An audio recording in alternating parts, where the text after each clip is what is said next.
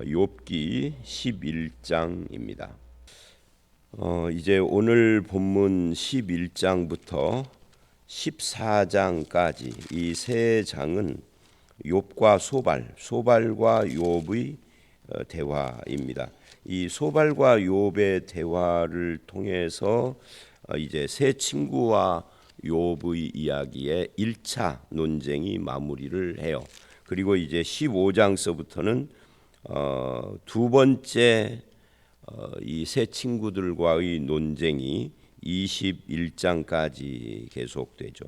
그래서 1차, 2차, 3차 그 논쟁들이 쭉 이어져 갑니다.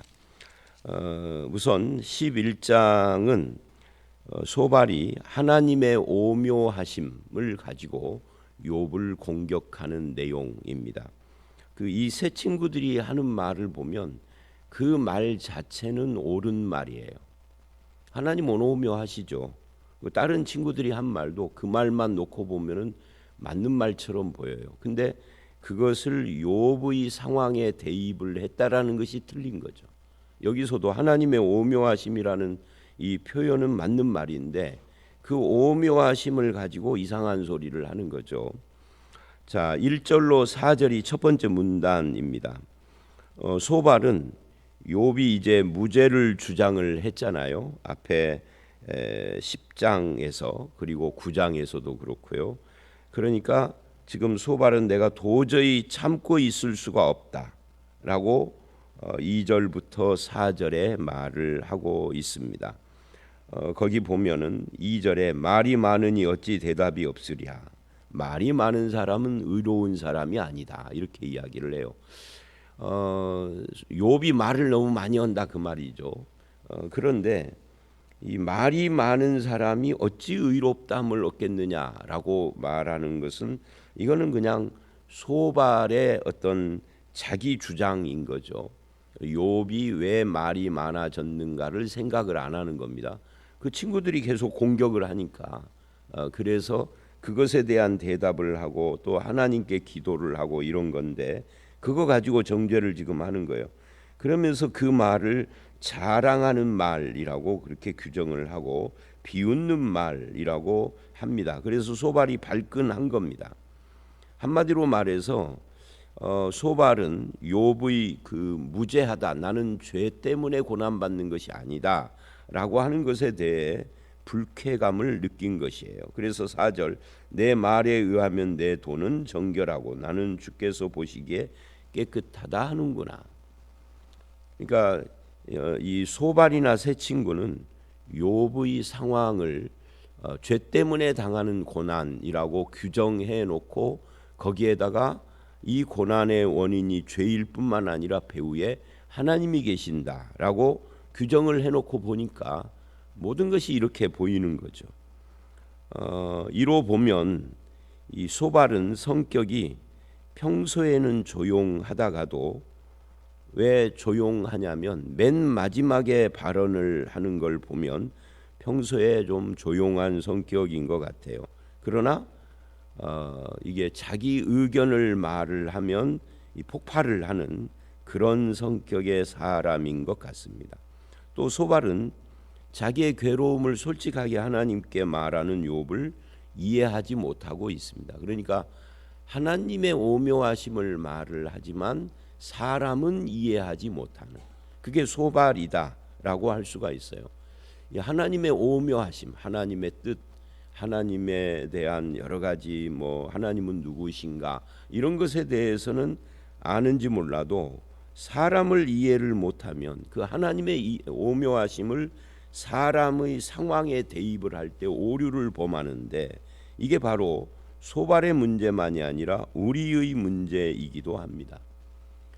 그래서 신앙이라는 것은 하나님을 잘 알아가는 것인데 근데 인간도 잘 알아야 하는 거죠. 그래서 사람 이해를 못하고 하나님만 알면은 바리새인처럼 되는 거예요. 그게 새 친구들의 문제예요. 그래서 지나치게 자기 의에 빠진 사람들의 공통적인 모습이 인간 이해를 하지 않으려고 한다. 그게 바리새인들도 똑같았죠. 그래서 남을 정죄하는 거예요. 사랑 없는 충고로 상처를 주는 거죠. 그래서 우리는 하나님을 이해한다 할 때 하나님은 어떤 분이냐, 하나님의 뜻은 무엇이냐 이런 것도 이해를 하지만 그 하나님의 마음도 이해를 해야 돼요. 이 하나님의 마음, 우리가 율법을 이야기를 할 때도 율법에 담긴 하나님의 뜻, 하나님의 정신, 하나님의 마음을 이해를 해야 하는데 그러지 않고 문구만 보면 하나님은 사람을 정죄하고 죽이는 분이로 그렇게 보이는 거죠. 그래서 하나님의 마음을 이해하고 배워야 하는 겁니다.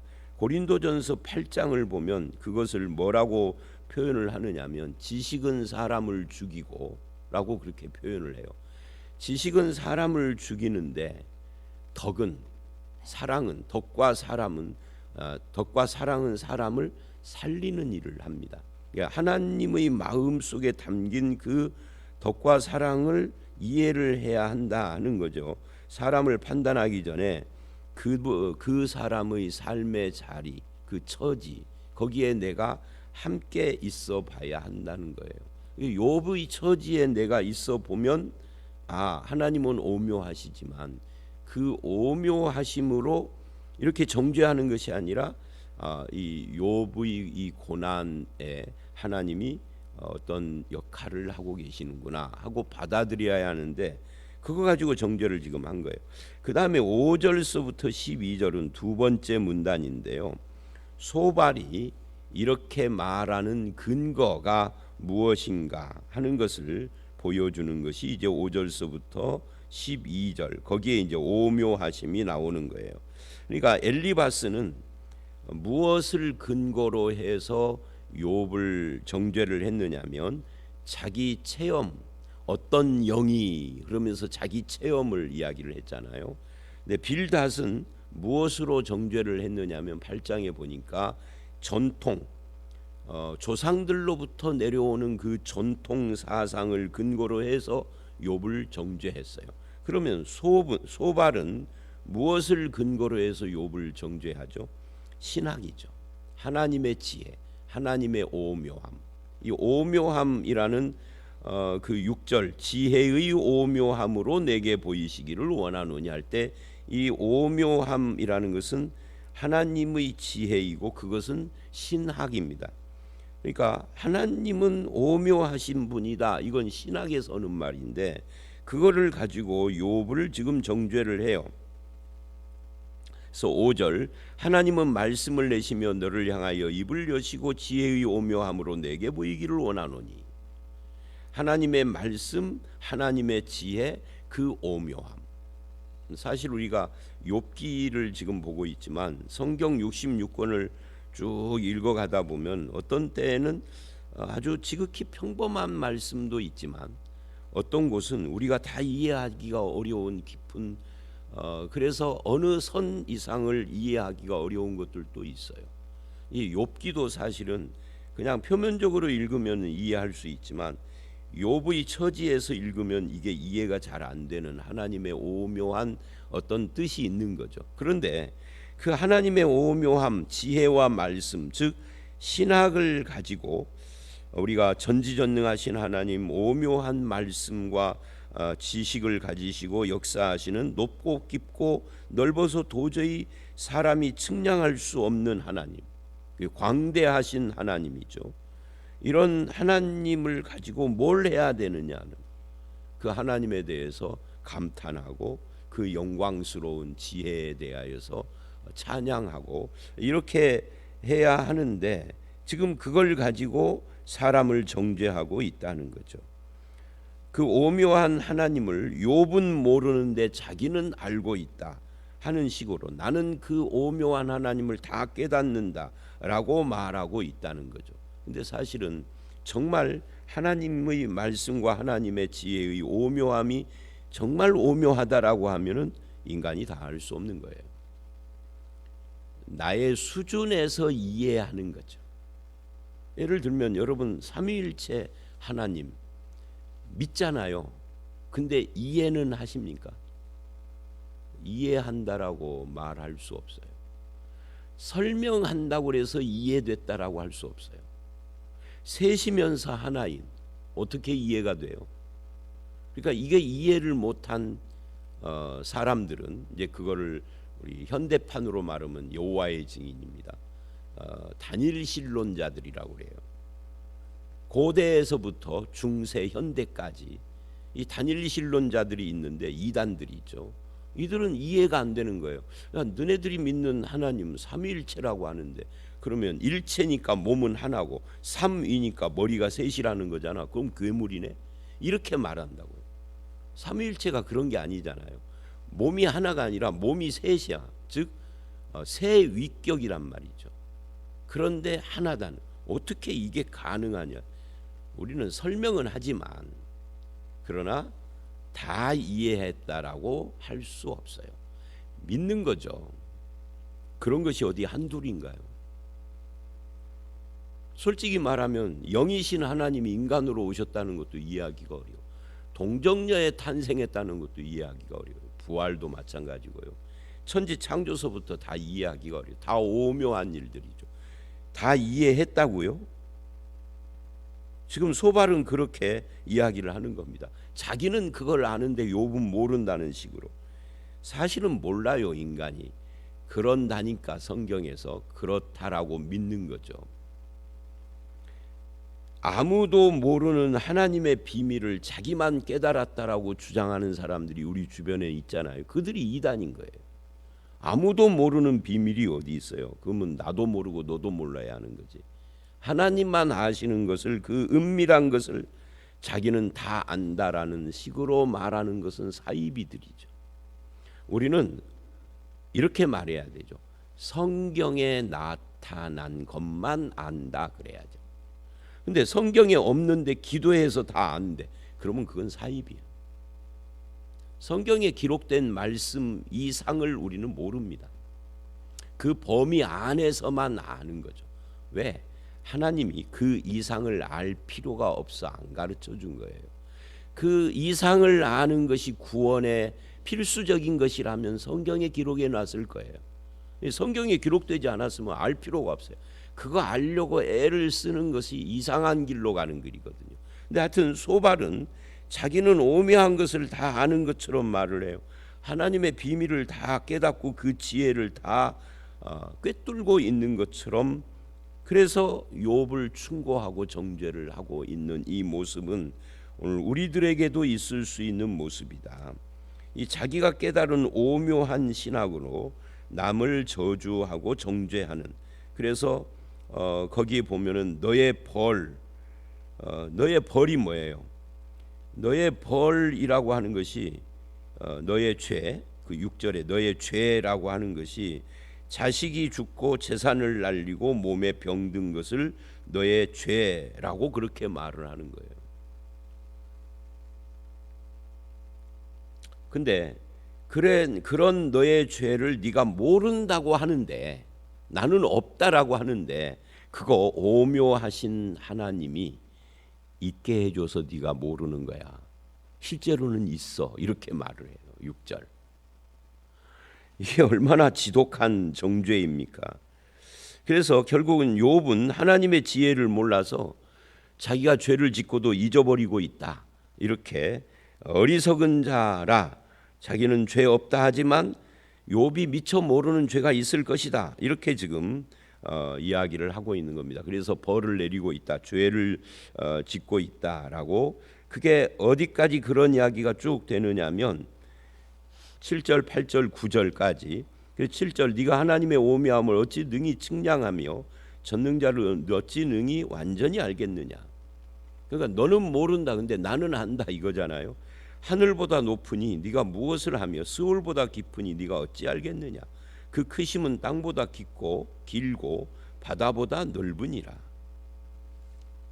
이 광대하신 하나님이죠. 오묘하고 광대하다. 그리고 이제 10절로 12절을 보면 소발의 신앙이 나옵니다. 하나님이 두루 다니시며 사람을 잡아 가두시고 재판을 여시면 누가 능히 막을 소냐. 이 소발은 말이죠, 하나님을 죄인을 잡기 위하여서 엄마 찾아 산말리 하는 것처럼 두루 세상을 돌아다니며 눈을 크게 뜨고 죄인을 잡아내는, 마치 솎아내는 것처럼 그러는 형사 또는 재판관 같은 하나님이다. 쥐를 잡는 고양이처럼 죄인을 잡아 가두고 10절 재판을 열면 아무도 막을 수 없는 그런 하나님. 또 11절 하나님은 허망한 사람을 아시나니 악한 일은 상관하지 않으시는 듯 하나 다 보신다. 하나님이 다 보고 계셔. 누가 허망한지도 다 아시고 그거를 다 일일이 다 잡아내셔서 잡아 가두시는 그런 하나님이셔라고 이 소발의 신앙이에요. 여러분의 신앙은 어떻습니까? 하나님은 어떤 분이라고 생각하십니까? 그리고 12절 허망한 사람은 지각이 없나니 그의 출생함이 들나귀 새끼 같다. 들나귀 새끼라는 이 말은 교만하다 그 말이에요. 허망하고 아무것도 모르면서도 아는 척하니 교만하다. 사실은 이게 자기 이야기거든요. 이런 사람을 현대 우리나라의 용어로 말을 한다면 뭐라고 해요? 내로남불이라고 그러는 거죠. 자기는 다 아는데 나 말고는 하나님의 이 지혜의 오묘하고 하나님의 이 재판관 되심을 너는 몰라, 이렇게 이야기를 하는 거예요. 나는 다 안다는 거죠. 그러나 사실은 성경은 뭐라고 이야기를 하느냐면 하나님을 믿는 사람은 하나님의 영이 그 안에 있는 사람이라고 합니다. 그 영을 뭐라고 표현을 하느냐면 갈라디아서 4장과 로마서 8장은 양자의 영이라 그래요.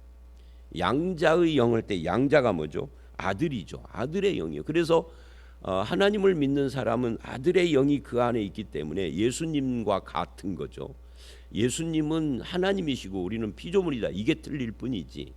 예수의 영이 있어서 그래서 어떻게 하죠? 하나님을 재판관이 아니라 아바 아버지라 부르는 겁니다.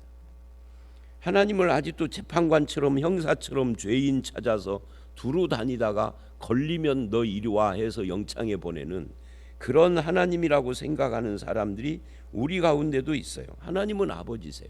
그리고 믿는 자는 같은 하나님을 아버지로 믿기 때문에 형제들이죠. 그 형제들은 어떻게 대해야 돼요? 소발처럼 정죄하고 판단하는 것이 아니라 사랑하고 격려하고 위로하고 함께 해주는 거죠. 그래서 보혜사라는 말이 뭐예요?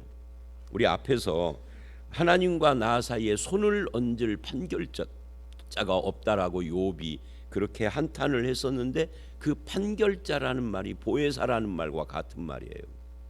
중재자가 없다고 보혜사 파라클레토스, 이 성령 보혜사를 이야기할 때 보혜사는 누구냐면 옆에 함께 있는 자라는 뜻이에요. 옆에 고난당하는 자 옆에 함께 있어주는 것이 성령님이시고 고난당하는 자 옆에 함께 있어서 말로 정죄를 하는 것이 아니라 그냥 함께.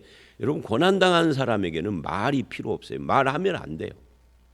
고난당한 사람 가서 그냥 옆에 함께 있어주고 그냥 안아주거나 악수하고 손을 잡아주고 등 두드려주고 그러면 되는 거지. 뭘 또 아는 척을 뭐 너의 고난의 원인이 뭐고 이런 말을 하면 할수록 그거 다 상처가 되는 거예요. 고난당하는 자는 격려가 필요한 거예요. 정죄를 해서 회개하라가 아니라 회개는 고난당한 사람이 그 이유를 안다면 그가 회개하는 것이지 남이 그거를 지적할 일이 아닌 거죠. 결국 소발은 하나님의 오묘함이라는 이 지혜의 신학을 가지고 그 오묘함과 지혜라는 말 자체는 옳지만 적용을 실패한 겁니다. 하나님의 광대하시고 전지전능하심을 믿으면 현재의 고난을 이해하지 못해도 정죄하거나 또는 우리 스스로 자책하거나 하는 것이 아니라 하나님께 안기는 거죠. 하나님의 품에 들어가는 것이죠. 그것이 옳은 거예요. 그 다음에 이제 마지막 세 번째 문단은 13절서부터 20절까지입니다. 이 잘못된 신앙 또는 잘못된 신학의 결론이 뭐냐를 지금 보여주는 겁니다. 만일 내가 내 마음을 바로 정하고 주를 향하여 손을 들 때에 내 손에 죄악이 있거든 멀리 버리라. 불의가 내 장막에 있지 못하게 하라. 그리하면 그래요. 그러니까 13, 14절을 좀 쉽게 이야기를 하면 회개해라 그 말이에요. 회개하면 그 말이에요. 그러니까 여태까지 세 친구들이 한 말 똑같이 이야기를 하는 거죠. 회개하면 하나님의 이 오묘함을 이야기하는 이 소발이 사실은 아주 단순한 공식에다가 욥을 집어넣고 있는 거죠. 사실 소발이 이해를 못한 게 그거예요. 하나님의 오묘함이라는 것은 어떤 공식 속에 인생을 집어넣을 수 없음이에요.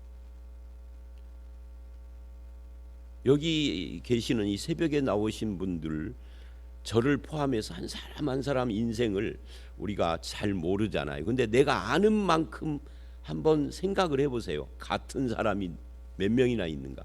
한 사람도 없습니다. 100명이 있으면 100명의 인생이 다 달라요. 인생이 다르다는 것은 100명에 대한 각자에 대한 하나님의 오묘하신 뜻이 다 다르다는 이야기죠. 근데 이거를 그냥 싹 100명을 싹 모아가지고 하나의 공식 틀에다가 놓고 이걸 다 규정을 해버리면 오묘를 말한 그 입이 부끄러운 거죠. 그러니까 소발 스스로 모순을 일으킨 거예요. 오묘한 하나님을 말해놓고 결론에 와서는 아주 지극히 단순한 공식에다가 집어넣었어요. 인생의 고난은 죄에서 나오고 죄를 회개하면 이런 식으로. 아담의 후손은 다 죄 가운데 있죠. 그러나 개별적인 인생에 대한 하나님의 뜻을 내가 아닌 다른 사람이 다 안다 말할 수 없어요.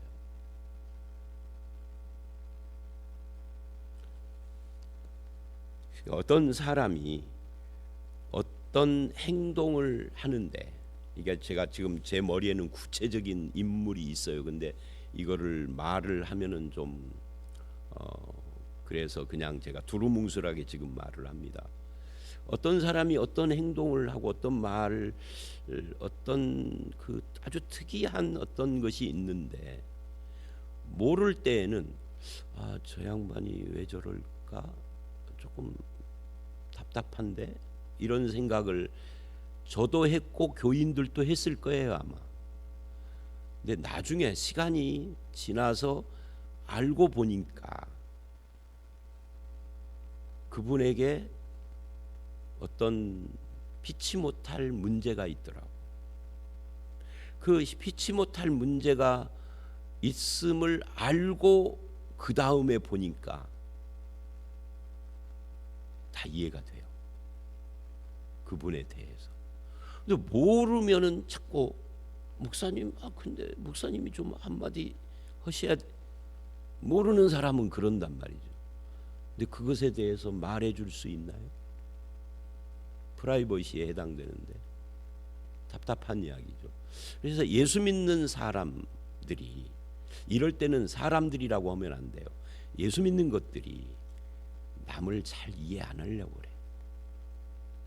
이해하면은 함부로 정죄 못 하는데 지금 소발이 그러고 있다는 거예요. 오묘라는 이 표현은 진짜 오묘한 거잖아요. 인생이 오묘를 말해놓고 하나도 오묘하지가 않아. 결론이 지극히 단순한 공식에다 집어넣었어. 이게 얼마나 웃겨요. 오묘한 신학을 말하면 하나님뿐만 아니라 인간의 오묘함도 인정을 해줘야 돼요. 틀에 박힌 공식에다 집어넣어서 정죄하면 안 돼요. 인생의 고난은 죄다 이러면 안 돼요. 죄는 회개하면 해결된다 이렇게 하면 안 돼요.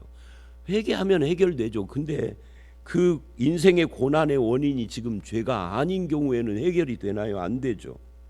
회개하면 만사형통한가요? 그렇지도 않아요. 그래서 13절서부터 15절 만일로 시작을 해서 그리하면으로, 그리고는 20절에 그러나 악한 자는 무엇 하리라로 이렇게 이어져 갑니다. 그래서 이런 태도들을 우리는 정말 조심해야 할 필요가 있다. 결국 앞에 친구들과 동일한 결론을 내려요. 체험으로 정죄한 사람, 전통으로 정죄한 사람, 그리고 이제 오묘한 신학으로 정죄를 한 사람. 그래서 정죄의 도구가 된 신학은 사람들에게 이롭지가 않습니다. 이제 15절까지는 제가 읽어가면서 했는데 16절 이하를 읽고 하지를 않아서 그냥 대충 읽어봅니다. 곧 내 환난을 잊을 것이라. 그리하면 네가 회개를 하면 환난을 잊을 것이다. 환난이 사라진다. 그러니까 환난의 원인이 죄라는 이야기를 지금 하는 거예요. 네가 기억할지라도 흘러갈 것이다. 내 생명의 날이 대낮보다 밝고. 이건 무슨 말이냐면 회개해서 고난이 사라지면 만사가 형통할 것이다 그 말인데 이거 틀린 이야기죠. 여러분 다 회개하고 예수를 믿었잖아요. 만사가 형통합니까 지금까지 인생이? 그러면 재벌됐어야지. 그렇지 않아요. 그런 공식에다 집어넣으면 안 돼요. 근데 사람들은 그런 공식에다 집어넣어서 말을 하면 되게 좋아해요. 대낮보다 밝으리니 어둠이 있어도 아침까지 될 것이다. 형통한다 그 말이죠. 내가 희망이 있으므로 안전할 것이다. 평안히 쉴 것이다. 네가 누워도 두렵지 않을 것이다. 은혜를 구하리라 많은 사람들이. 그리고는 이래요. 그러나 이게 인과응보예요. 인과응보. 악한 자들은 눈이 어두워서 도망할 곳을 찾지 못하리니 그들의 희망은 숨을. 그러니까 회개하면 만사 형통하지만 안 하면 그러면 악한 자들인데 눈이 어두워 도망할 곳 그들은 희망이 없을 것이다. 이렇게 말을 해버린 거죠. 자, 오늘 이 결론입니다. 오묘하신 하나님이라는 이 말씀과 지혜, 현대식으로 말하는 이 신학은 세상을 새롭게 하나님의 눈으로 보게 하는 창이 되어야지 남을 정죄하는 도구가 되면은 안 된다. 사람이 회개하고 하나님의 사람이 되는 것은 만사 형통하기 위한 복을 받는 것을 위해서가 아닌 것인 거죠. 하나님을 이해하고 인간을 이해하고 하나님의 오묘하고 광대하고 풍성하심을 내가 누리고 그 은혜 안에서 감동되어 살아가는 삶을 살기 위한 지식인 거지. 그것이 누군가를 정죄하는 지식이 되면 이미 죽은 지식이에요. 그런데 특히 목사나 신학자들이 그런 일을 잘 하죠. 참 답답한 것이고 저도 목사니까 조심해야 할 그런 문제다 하는 것을 생각을 하게 됩니다. 여러분, 하나님은 정말 오묘합니다. 그 지혜와 말씀도 오묘합니다. 그 오묘함을 감사로 영광을 돌리시고 그걸 가지고 인간을 이해 못해서 정죄하는 도구로 쓰시지는 마시기를 바랍니다. 하나님의 오묘하고 광대하심이 저와 여러분의 삶을 더 풍성하게 하시고 우리의 마음에 큰 은혜가 되시기를 주의 이름으로 축원합니다. 함께 기도하겠습니다.